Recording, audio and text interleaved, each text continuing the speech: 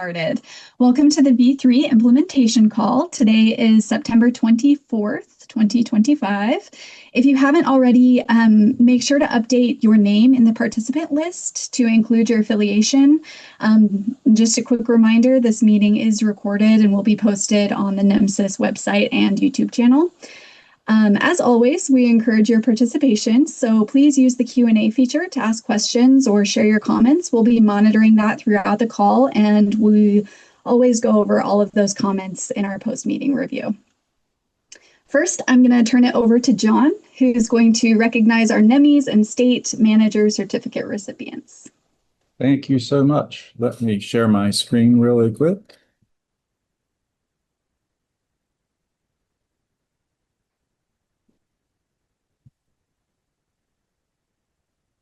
All righty. So I was requested to actually share the text of what was said at the annual meeting, and I'll read it out. And as I said at the annual meeting, I don't know how I get the great jobs, but this was a great honor to be able to present this, and I really appreciated it.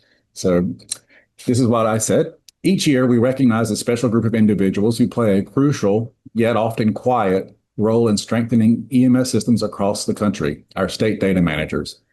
Being an outstanding data manager isn't just about technical skill, though that's certainly part of it. It's about something more profound. It's about showing up daily with a mindset of collaboration, a passion for problem solving, and a willingness to help others succeed. Great data managers are those who never say no when someone needs support. They're the first to welcome a new colleague, the first to jump in with solutions, and the first to share their time and knowledge freely. They don't just manage data, they build community. They lead with empathy, they herd cats, and keep projects moving forward. They bridge the gap between software and people, between raw data and improved patient care. They bring epidemiological insight, software expertise, and policy knowledge to the same table and invite others to sit with them. These people contribute not only to their states, but to all of us through NEMSIS and thousands of small moments when they offer help, encouragement, or just a listening ear. Today, we honor not only their work, but also their character. Please congratulate Dipti Patel, Gavin Sussman, Kelly Fabralic, and Mara Nakahata. So that was the NEMMY recipients. We also recognize those who've completed the NEMSIS 101 course since the last annual meeting, and those were Amanda Pope, Maminur Rashid, Karine Thomas Watts, Clifton Thompson, and Evelyn Collins. And to date, these are all of the people who have successfully completed the entire NEMSIS 101 class, and we thank you for doing that and taking the time out of your busy schedule to learn more about NEMSIS and how it works. Thank you. And back to you, Amanda. Thanks, John. Now we will hear the annual report on the NEMSIS website from Chris. Thank you, Amanda. And congratulations. And it was really cool to see everybody's virtual round of applause there for our award recipients there. That's a pretty neat feature here in Zoom. Let me go ahead and share my screen. And I'm going to, let's see here. So the NEMSIS annual report, it had a soft launch during the annual meeting this year, but it is now live and available for everybody's download, use, and share on the NEMSIS main website. And so to just quickly show you where it is, if you come to nemsis.org and go to the main webpage, we have this scrolling banner across the top. Always has latest news and updates from the NEMSIS TAC on here. The first slide, it now has the annual report notice on here. So if you click on that, and that'll take you straight to the 2024 National EMS Data Report. Very excited about this. This is a culmination of all of the year's work, all of everybody's hard work, 60 million activations, and so demographic information, everything, all these great information from the reports throughout the year.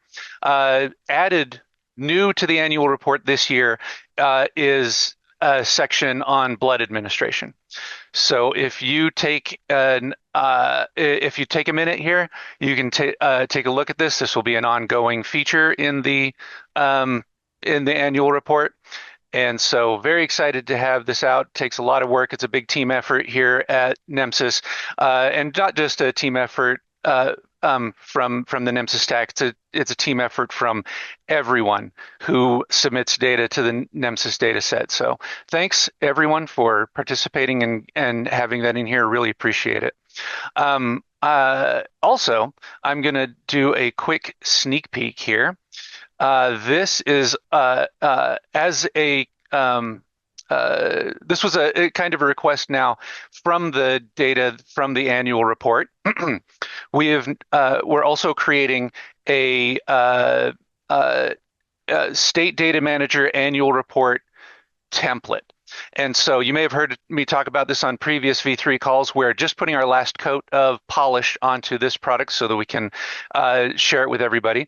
But now that we have the information from the annual report, what I am doing is I'm creating a template. This will be created this is going to be handed out in PowerPoint so that it is editable by anyone with PowerPoint, and so it also can be exported as a PDF or as a Word document. And what it is it's a version of the annual report with some of the national data pre-populated and space next to the national data for you to put in your state data, helping with being able to create an annual report for your state. So real quickly here, show you that we have a table of contents.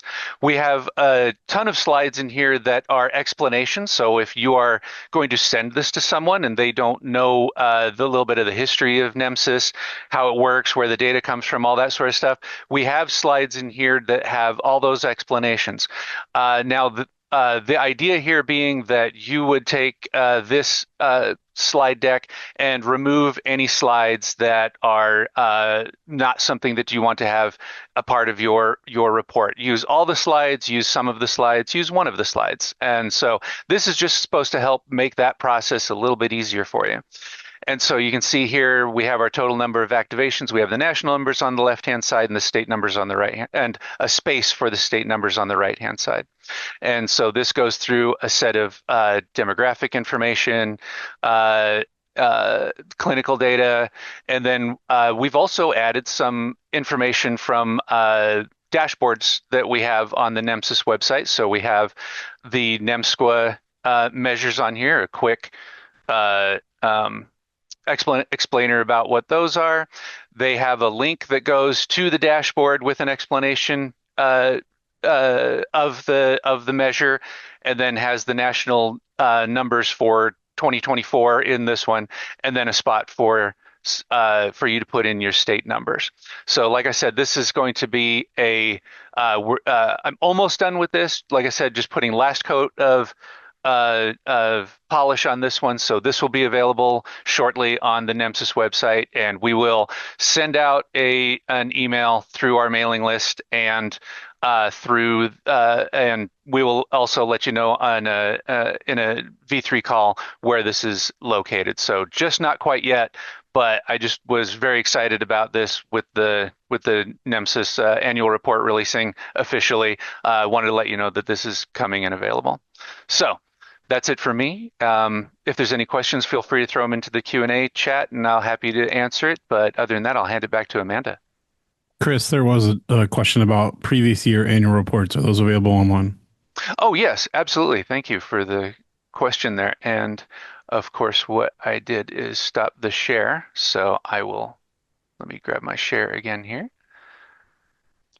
The previous annual reports are available on the website. And so if you go back to the homepage and then under using EMS data, we have an option there that says articles and publications. If you click there, you'll see. Chris. Sorry? Share your screen. Is it not sharing? It is not. You have to hit that last share button before it'll actually do it. So Let me start over here. NEMSIS homepage at nemsis.org. Clicking on using EMS data or hovering over it, actually, you'll get an option here that says articles and publications. Click on articles and publications, and then you'll see a list here of all the previous annual reports and also the our highlights of articles and publications for this year and previous years. Those are all located here. And so if there's anything, any questions or anything you'd like to know about the annual report, please feel free to send in a ticket, and we'll get you to the right place and have that answer for you. Thank you, Monet, for letting me know that I wasn't sharing. Thank you very much. And any other questions? If not, hand it back over to Amanda. Thank you, Chris. Up next, we've got our monthly report and post-annual meeting wrap-up presented by Monet. Hello, everyone. Thank you so much for being here today. Amanda, I'm going to go ahead and share my screen. And just confirm that you can see what I'm sharing. Yes? Yes. Yep. All right, fantastic. Thank you. Again, hello, everyone. I would like to provide a brief recap of the NEMSIS annual meeting. I'll go ahead and start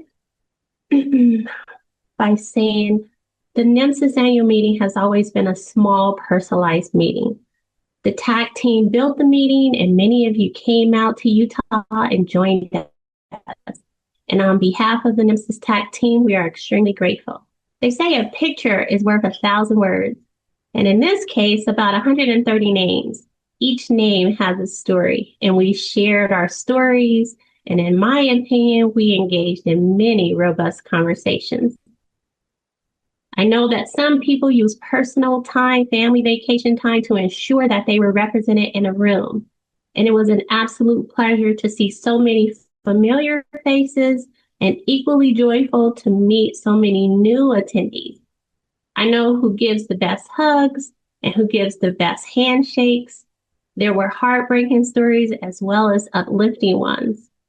And can anyone find the true Clay Mann in this picture? There were several imposters. If someone wants to know what an informed NEMSIS stakeholder looks like, they can take a look at this photo. I also want to thank the data managers and the ePCR users who attended online. Again, we are grateful.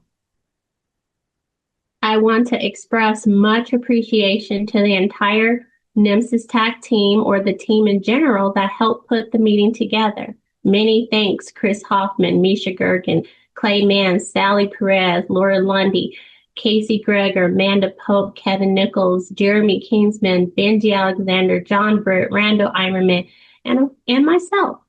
So we thank you so much. On Monday night, on the 25th, we invited attendees to join us for an outdoor patio introduction and have some s'mores, just to say hello, a brief casual conversation. And we know how hard you work, so we hosted a few informal gatherings so you could relax and get to know each other. Tuesday through Friday, we engaged in discussions related to improving the NEMSIS standard. We tried roundtables to promote conversation and collaboration, as well as camaraderie. Some agreed with this decision, others did not, and we'll talk more about that briefly. One of the highlights of the meeting was the opportunity to honor Dr. Greg Mears for creating the NEMSIS standard and his many years of dedication to improving the standard. And here are a few of the Clay Mann imposters who attended the meeting, all in good fun. One thing is certain from the smiles on your faces, I believe you had a good time. Now let's jump into the meeting evaluations. First and foremost, thank you to everyone who completed the evaluations. We use the information to improve the quality of the meeting, and I want to briefly share some of the results.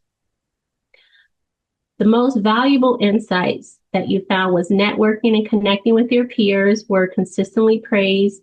Noteworthy presentations, keynote presentations in the 911 sessions were engaging and informative. Lessons learned from other states about data use in EMS practices.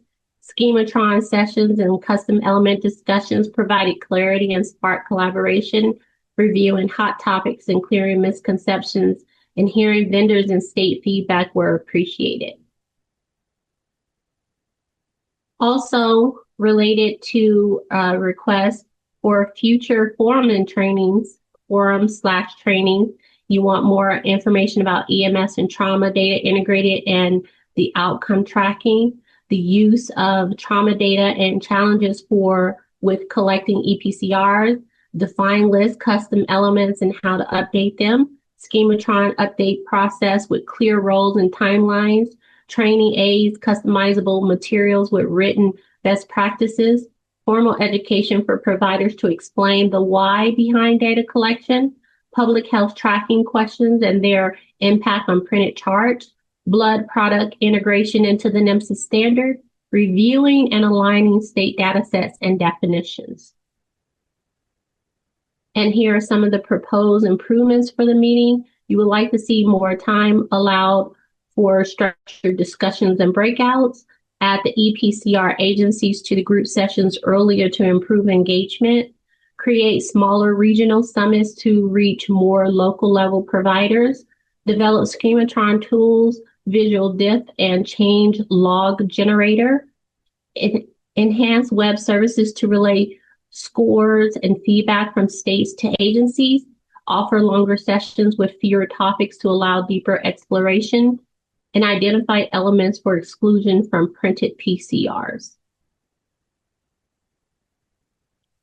I want to also thank you again for those who completed the ride waivers and waited for the storm to pass. We enjoyed hosting you at the Park City Mountain Resort. And I want to mention that the recordings of the meetings are now available, and Chris will add the link to the chat, and I will also provide a brief summary of how you can find the information on the website. And I just want to mention that we are currently preparing for the 2026 meeting. And so NEMSIS will be celebrating 25 years. If you want to ensure that a topic is on the agenda for the 2026 meeting, please connect with a NEMSIS TAG team member, describe the topic. And thank you again for all of those who attended in person as well as virtually. Okay, are there any questions about this particular? I'm going to stop that particular sharing, and I'm actually going to now share the website.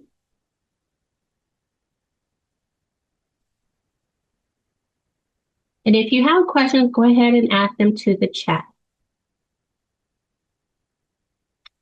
Okay, give me 1 second here. All right, so what I want to show you right now is how to find the recordings. So from the home page, we no longer have the banner available for the NEMSIS annual meeting. But if you scroll down to software vendor news, you can simply click on this image here, and it will take you to the page where we hosted all of the information related to the annual meeting. And here are the recordings from the meeting. So you would be able to see or hear the events from Wednesday through Friday. And thank you, Chris Hoffman, for posting those that information. Are there any questions? I see that there may be a question. Okay, no questions. All right. Now I'm going to go back to the information about the monthly report. So the way you will find the monthly reports is you will go to View Reports, go to Public Reports, and then you will see this box here for the NEMSIS monthly report.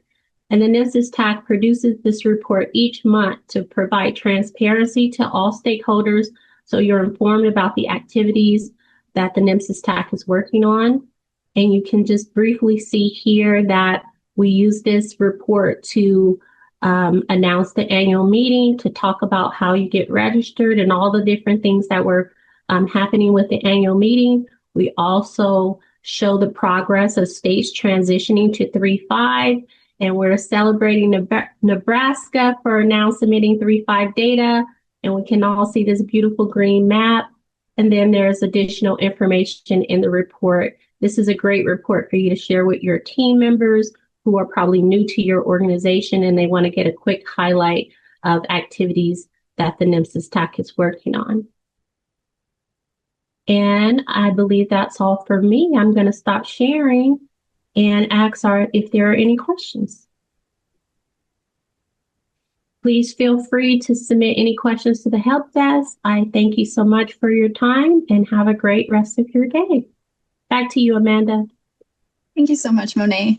Now I'll hand it over to Clay, who is going to share details about the upcoming survey on state plans for implementing NEMSIS critical patches. All right, thank you so much. Very grateful that you've all joined us this morning. Wanted to talk a little bit about one of the major topics that came out of our meeting up in Park City was the idea that the NEMSIS TAC could help communicate between states and vendors their plans for kind of handling the critical patch, right? With the addition of ePatient 25. And so let's talk a little bit about that. We've gone through the comments and questions that were raised during the meeting, what attributes, what details associated with that launch of the critical patch, what each state is planning to do. We're putting together that survey now, and you can look for that survey to be available by the end of this week, beginning of next. We're finalizing the questions and working very hard to get that out quickly. I want to just review the timeline a little bit and make sure that the folks who are aware of the timelines that are coming up. So you can see on the slide here where we are today in September. We will, on the last day of September, the NEMSIS TAC will begin accepting version 3.5.1 data into our system. And so that process will be in place. We know that many states and many vendors have kind of had to put a bit of a hold on the move to version 3.5.1 as they've been working through the critical patches that were made available this year. We as an industry are seeking a goal, as we discussed at the meeting up in Park City, kind of a national goal to have folks moved over to 3.5.1 by the beginning of 2026. We'll do all we can to help with that on our end. More importantly, and kind of timely, is the idea that the second set of critical patches will be coming out on October 1st. And maybe just to review that process a little bit, on October 1st, the critical patches for 3.5.0 and for 3.5.1 will be released. The only change to this critical patch is making the reoccurrence on ePatient 25, moving it from 0 to 1 to a 1 to 1. And so what this will, the change that will happen is that ePatient 25 will need to be in every record that is submitted to the state or submitted to the national level, and will have to be populated by a real value, not value, or a pertinent negative value. So we're set to release that information on October 1st, with cutover at the NEMSIS level, at the national level, on November 4th, where we will be requiring ePatient 25 to be moved to an occurrence of 1 to 1. I think that's all known information, but just wanted folks to know that we are on task and on time, and I'm ready to answer any questions you may have regarding that. There's a question in the chat. It says, it's from Lauren from Zoll. How do we handle if a state has not turned it on?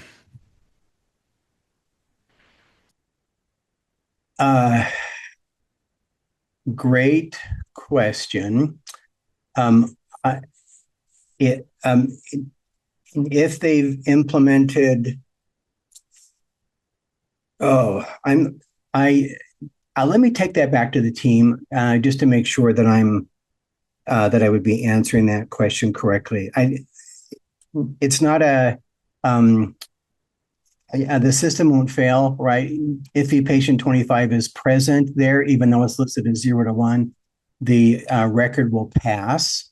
And so I don't know kind of on the spot what would happen if a patient or if a state decides just not to turn it on. We will know that. So maybe we can help with education in that regard. Does that answer your question, Lauren? Well, we'll get back to you with a more firm answer.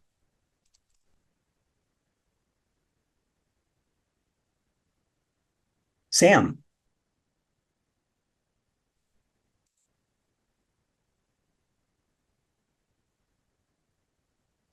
Okay. My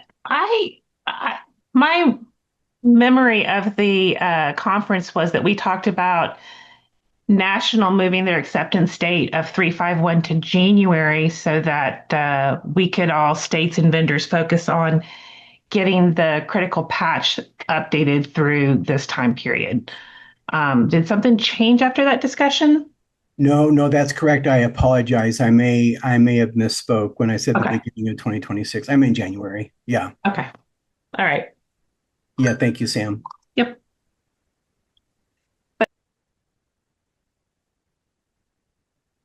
There's another question from Mark Roberts.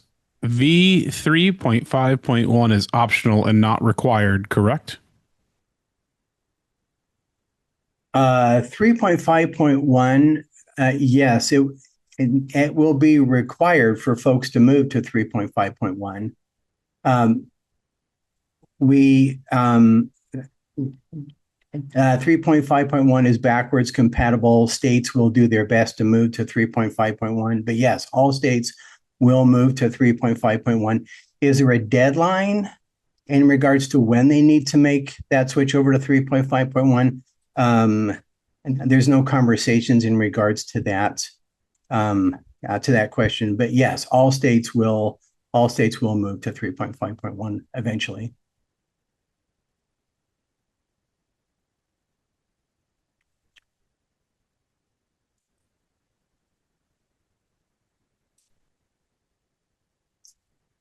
Any other questions? Looking to see if there's any other questions. Mark Robles, only 4 vendors are 3.5 at this time. That's correct. And I think that's been largely due to the fact that the critical patch became an immediate issue for both states and for vendors.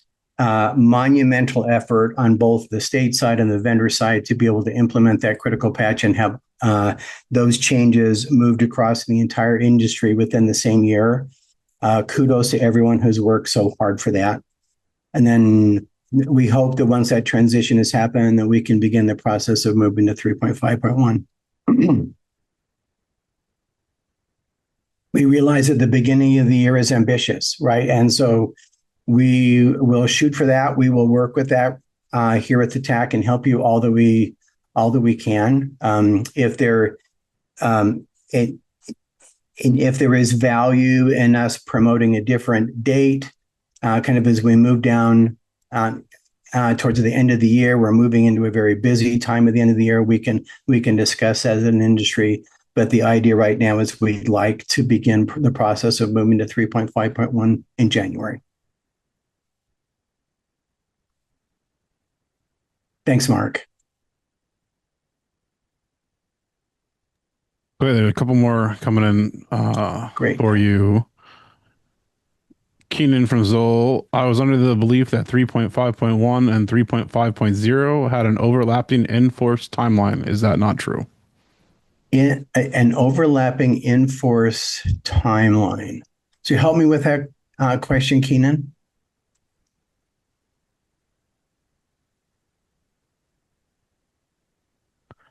Keenan, I think we can unmute you if you are in a position to talk.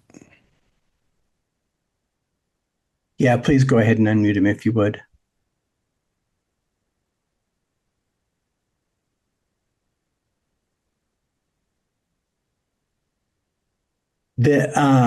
the rollouts, of course, of 3.5.0 and 3.5.1 were staggered, and so 3.5.0 is quote in force now.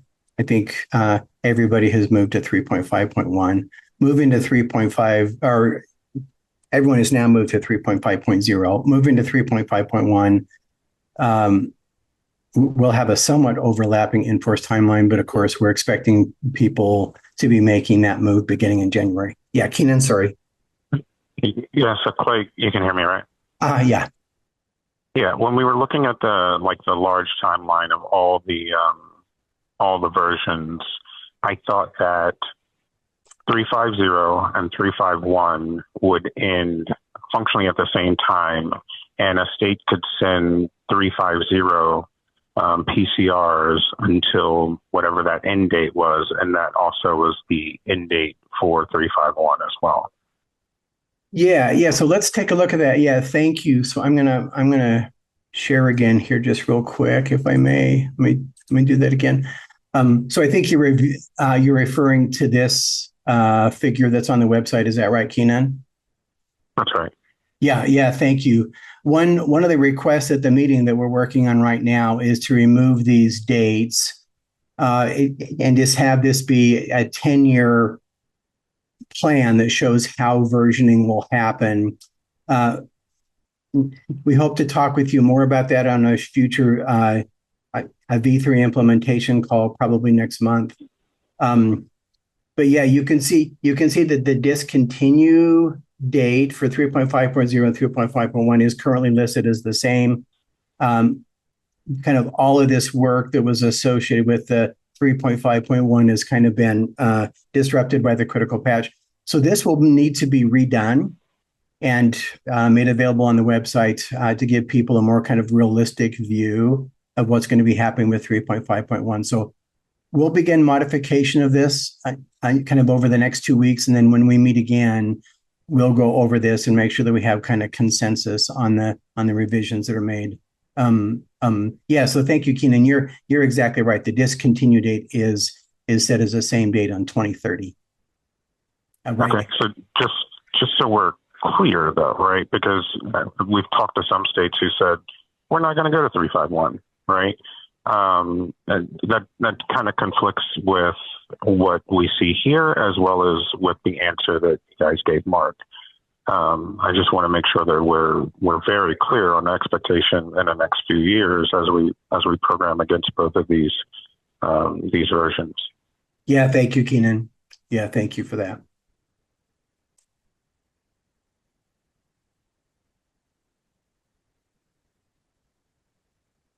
Let me check and see if there's any. So wait, can a state not do 351 and do 350 to the end? Oh, well, we would assume not. If we kind of think through that, and maybe that's one of the the confusing parts of this timeline as it currently sits. I think what you're saying, Keenan, is that a state would never go to 3.5.1 and then immediately move over to 3.6, for example. Well, again, we don't know if. Yeah, thank you, Keenan. So we don't know if there's going to be a major release. 3.6 is the next release, right? I think we're still working through the comments that are coming in and deciding as an industry whether there'll be another minor release. So again, I think the idea here is that because this is somewhat confusing, we're going to rework this maybe to either just have these dates here, just be like year 1, year 2, year 3, helping people to understand how major and minor releases are traditionally meant to come out. Maybe what's the timing of a major versus a minor release, and that's what we'll do, because we need to do that right away, because as you mentioned, Keenan, there is confusion. So we'll do that. Once we firm up whether there's a minor or major release, so we'll follow 3.5.1, then we're happy to build a timeline that would be more instructive as to what's actually going to happen. But can a state not move to 3.5.1 kind of all the way through 2030 and then go to 3.6. We would hope that they wouldn't. I'm not sure why they would choose to do that, because if it is a major release, then there would be much change within their state with the minor releases compared to a minor release. And again, there may be another minor release, and 3.6 may be moved out even farther, right? So we would admonish all states just to keep up with the minor and the major versionings as they're released. There's clearly a large span of time for the movement to minor or to major releases. And we'll continue to push that here, Keenan. Thank you, Jeff. Thank you, Keenan. Yeah, Judy, you're right. I think showing this answers your question, that it'll be accepted till 2030.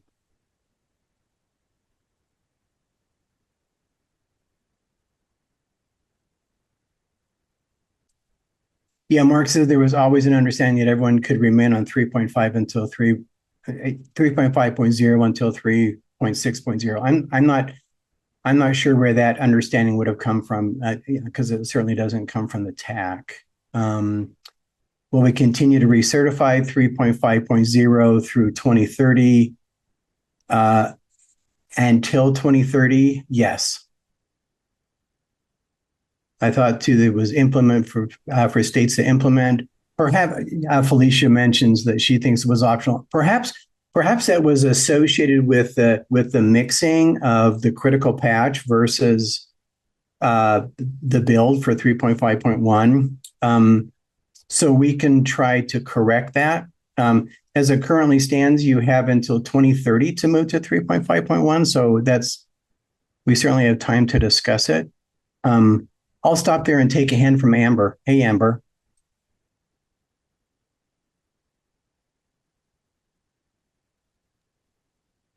Thanks. Okay, can you hear me? Yes. Yeah, thanks, Amber.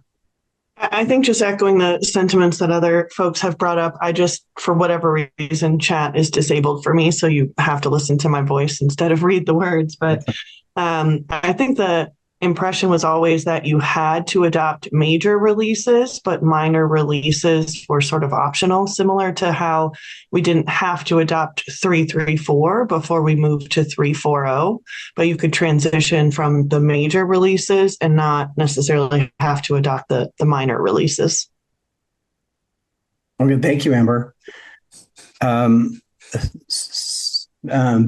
So yeah, we can clearly talk more about this. They're backwards compatible, so it is possible to do that. If I'm not sure why a state would want to just remain on 3.5.0 through 2030 with the additions that we've tried to make to update the standard with minor releases. But yeah, no one will be punished for not moving to 3.5.1. So I think you're right. I mean, the process of record interoperability will not be broken with a minor release. So yeah, conceivably a state could wait to 2030 if they wish to. I'm not sure why a state would want to do that, but they certainly could. Well, I think for some of us, like adopting a new NEMSIS standard requires a rule change, which is like a 2-year process in and of itself. So yeah, sometimes it's difficult to adopt those minor releases and just wait until a bigger one to actually enforce it. So.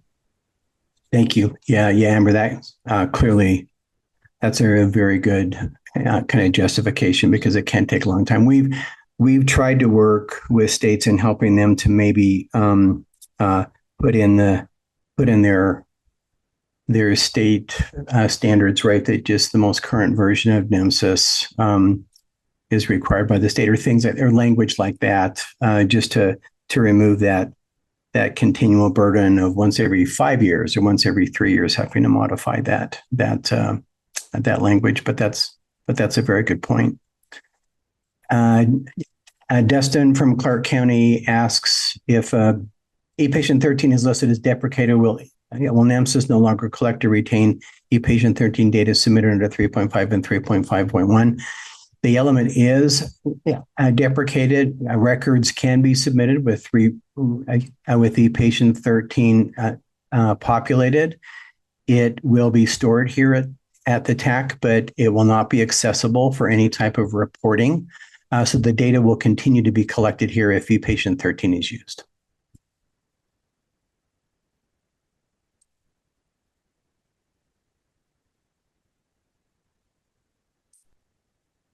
All right, thank you, Mark, for your comments. Appreciate that. Does an MSTAC offer money for a state to change? We would love that to be true. But folks know, of course, that we continually work to see if there's a way to provide federal funding, but as of to date, that's not available. Any other questions in regards to the critical patches or to move to 3.5.1?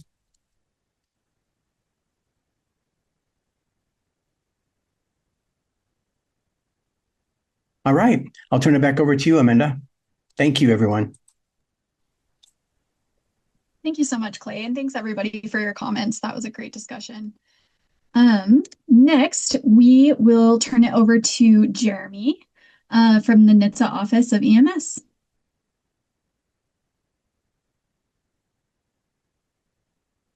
Is Jeremy still on the call? Yes, I'm still here. Can you hear me okay? Perfect. Okay. Yeah. Thanks. Yeah, just a few quick updates here. Jonathan Morrison was confirmed by the Senate last Thursday to be NHTSA's administrator. So I think he was actually sworn in yesterday, but that's great news for us. He's the first Senate confirmed administrator we've had since 2002 at NHTSA. So that's great news for us. Mr. Morrison, he served as NHTSA's chief counsel during the first Trump administration. And we had a great relationship with him then. So I think that's good news for our office and also for the NEMSIS program. I think as we learn more about kind of the administration's kind of vision and goal and priorities with Mr. Morrison now on board, we'll be sure to share those all with you. I'm gonna pop a link into the chat if I can access the chat. Give me just a second here. Let me see if it'll go.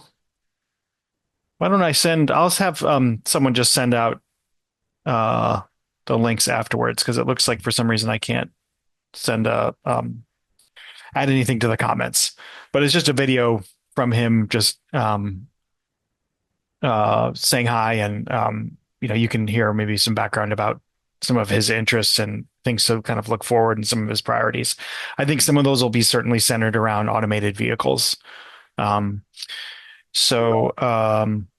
see, next, NEMSAC, the National EMS Advisory Council.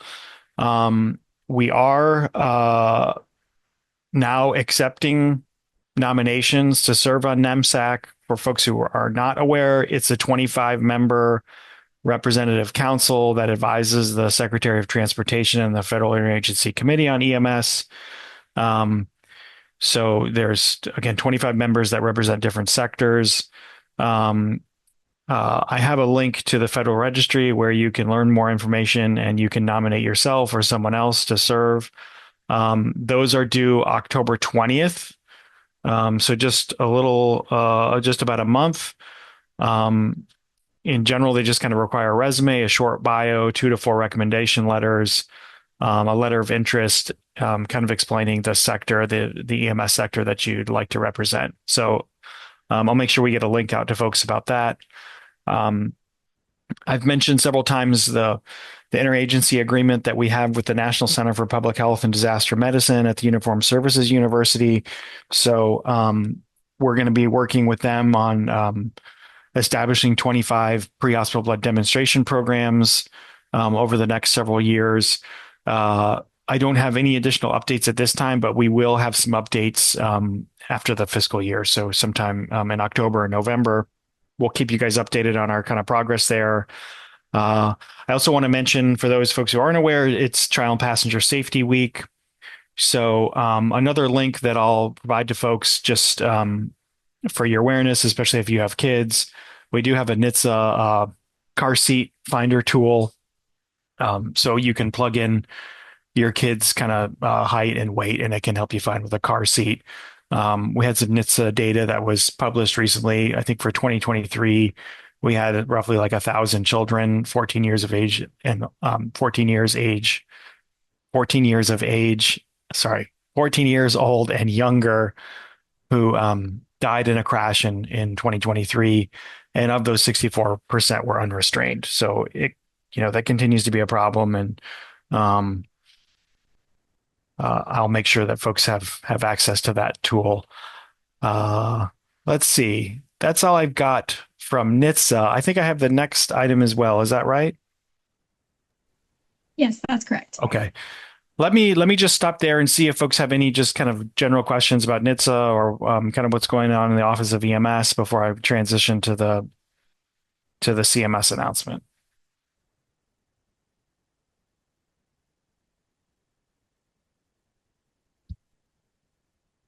Oh, okay. So CMS folks may be aware, the Center for Medicare and Medicaid Services recently announced an opportunity for this Rural Health Transformation Program. The 50 states are eligible applicants for this program. It's going to total $50 billion over 5 years, so 2026 to 2030. With $10 billion per year, it's going to have this 50% split equally among the states. So 50% of the funds are going to go equally among the states. And then there's an additional 50% that's going to be allocated by CMS based on, factors like rural population, rural health facility share. The governor of each state, my understanding, is going to designate a lead agency or office to submit the application. So I was talking with Gam yesterday. He mentioned that NEMSIS is putting together a team of folks to help kind of organize an approach. So what I would do, especially for the state data managers that are on the call, I would make sure that your state EMS director knows about this opportunity and is connected up with a group at NEMSIS that is helping to kind of bring states together to identify, the types of things that they should make sure are included in these grants, because there's only going to be, I don't know if it's one grant for the 5 years or it's one grant per year, but there's only going to be one grant per state. So making sure that you're connected up with that process when the nearest state is going to be really important. The applications are due, November 5th, and then they're going to announce the awards by the end of the year, by December 31st. So one thing I'll just mention is one, I think as the contract allows, I would really encourage our state repository vendors and our states to work together on any data that's needed that might help support these applications. And I think similarly, the NEMSIS TAC, they're there to help support you as well. I think if, kind of depending on the how many folks would need help and the complexity of the type of data that they would need, that's certainly something we'd have to consider. But the NEMSIS TAC here is here to help support you guys in terms of data that you might need for these grants. So let us know what we can do to help you. And just the last piece on that, I think there is an informational webinar that's scheduled for Thursday, September 25th. So I think the good thing is, we have the NEMSIS data standard, we have the near real-time data. There's lots of great things that EMS can do to help, when it comes to rural health. And so I think we're in a good position where hopefully several states will be able to be, emergency medical services for several of these states can be part of these grant applications. So let us know what we can do to help. That's all I have. And it looks like Amber's got a question.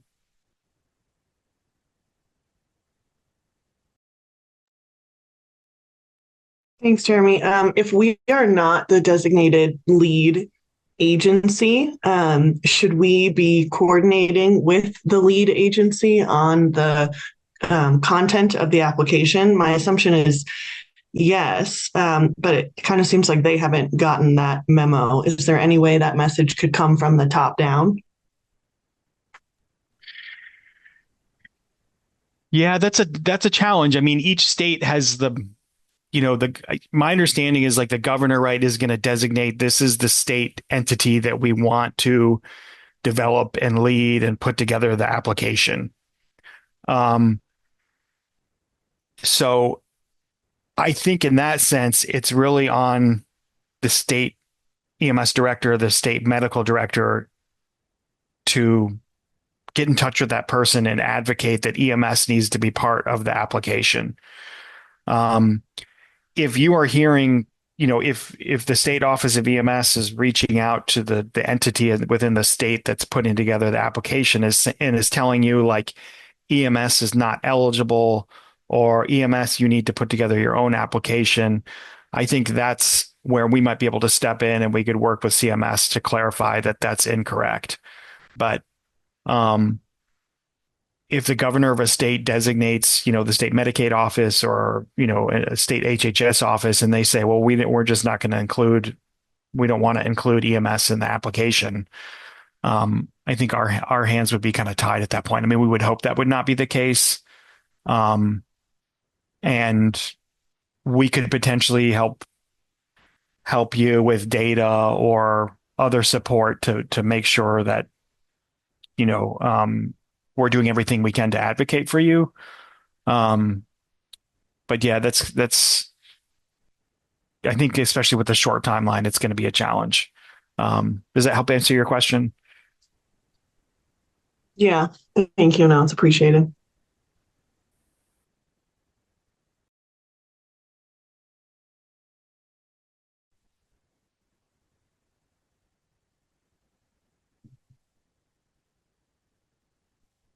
Okay, if there are no more questions, thank you, Jeremy. That was great.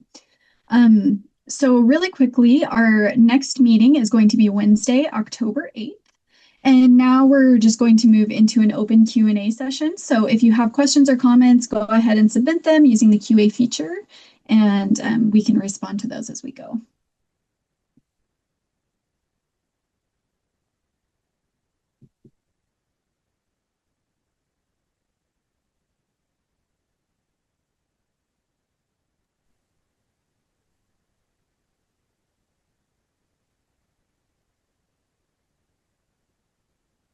Okay, well, if there are no questions, then we can move ahead to the breakout rooms.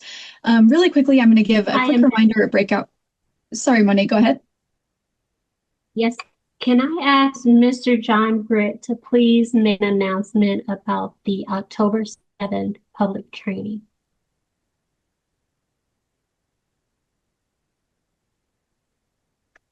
There will be a training on October 7th. However, it'll be TBD because I have a meeting this afternoon to discuss with Amber and Randall the finer points of it. So we will get the information out as soon as we can, no later than Friday of this week, though. Okay. My question is, will we have a public training on October 7th? We will. There will be a public training on October the 7th. Okay, thank you. You're welcome. Okay, and just a reminder, vendors assigned to this week should be present in their rooms. Vendor attendance and participation is documented and goes towards compliance. So make sure that you're in your room and that your organization is listed in your name. State and agency representatives are welcome to join any room that interests them, but vendors should stay in their own rooms. A TAC member will be present to help facilitate discussion. And yeah, thank you. Thank you so much for your time and your participation. We know that your schedules are really full and we appreciate you taking the time to join.